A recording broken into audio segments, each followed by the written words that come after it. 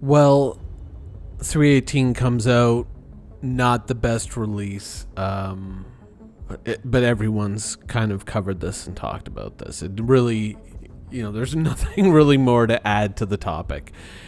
I'm sure CIG is having lots of fun right now. But there is one thing that I would like to kind of pull out and highlight from this patch, and it's not the state of the patch when it was released, it's the Antares. The Antares Heavy Fighter. It's very easy to see how this ship doesn't measure up. Having that second seat control both the EMP and the quantum or the quantum interdiction, or not interdiction, but enforcement device, whatever, all these stupid names that they come up with for it. But realistically, it's not that bad, or it has the potential to be something awesome, but the way that they've put it together obviously totally missed the mark. And when you look at ships and you look at the problems that certain ships have, when you look at the 400i, there are functional issues there, but largely it's an aesthetic issue because that ship is just all over the place in terms of aesthetics. It's like every room was designed a year after the previous room was designed, and each one was done by a different artist. What you have with the Starfarer is the interiors built like a maze, like an FPS level, because that's what the person thought they wanted to do, but it doesn't have a natural flow and it doesn't have natural travel patterns through it like something like the Caterpillar does. And so that makes that ship deficient. And when you look at these things, these are kind of like major structural issues. You kind of have to go through and, to a certain degree, pull the entire ship apart and then rebuild it. The Starfarer is going to be a lot of work. I don't know if, the community and CIG have kind of come to any kind of an agreement on these things as to how far they're going to have to change it. And I think CIG is doing a fair to excellent job of dodging the question as much as possible, because they just don't want to commit to anything.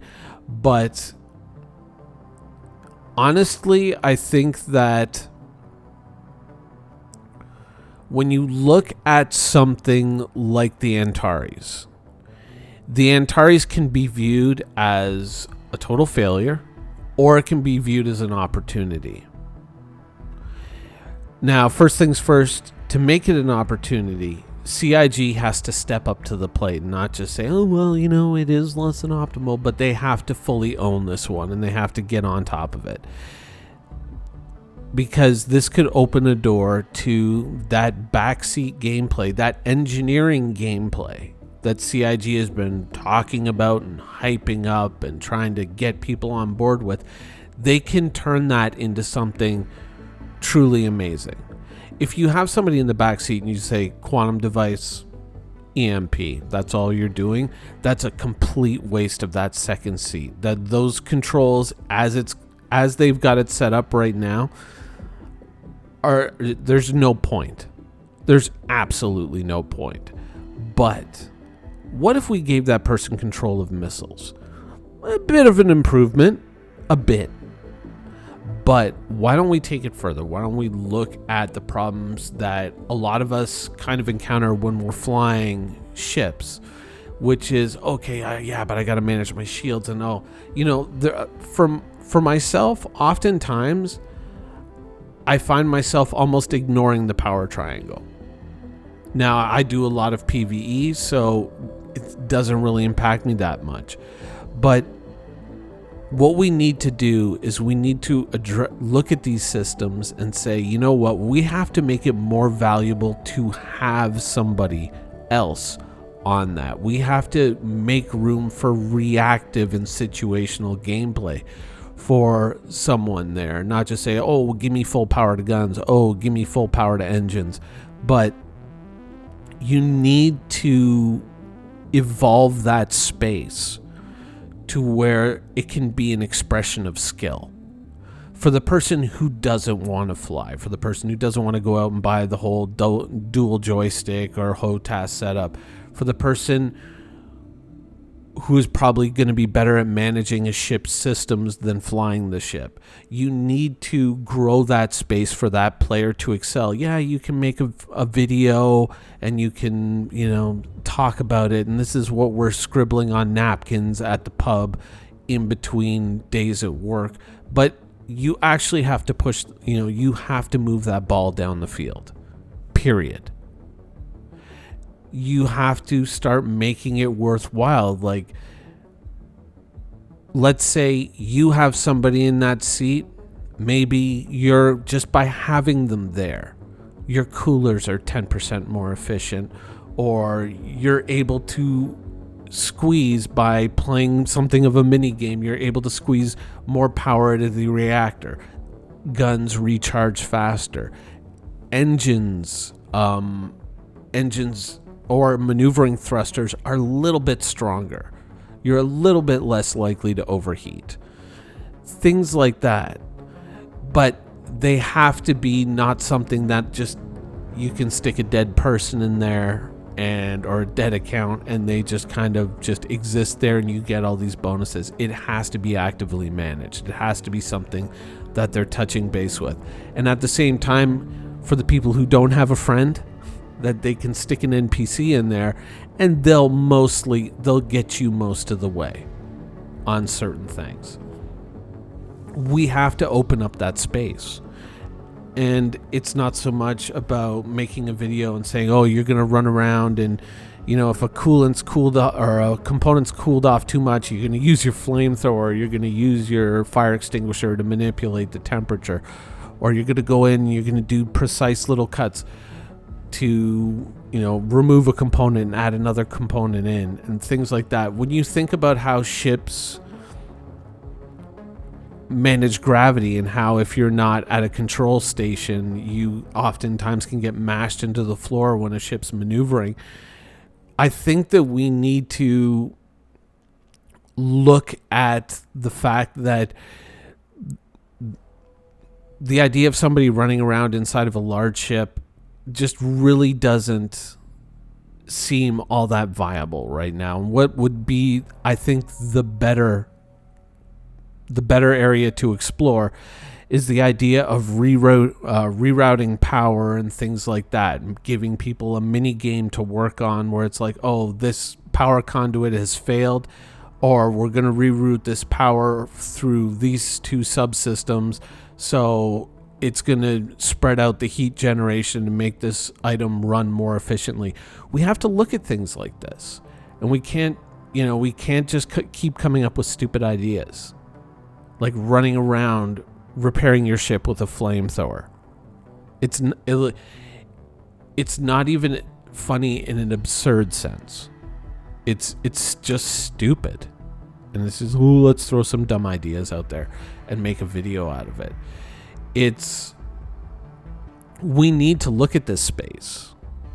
And if you were to go in and you were to take the Scorpius and you were to give them actual MFDs that can manage ship subsystems, maybe not even give them control of missiles, but give them control of the quantum device and give them control of, the EMP, and then allow them to manipulate the systems in the ship so that they can be like a really effective team, a pilot and co-pilot, and that the co-pilot has a sense of accomplishment and has a sense of reward from that, and they're not just there to push two buttons.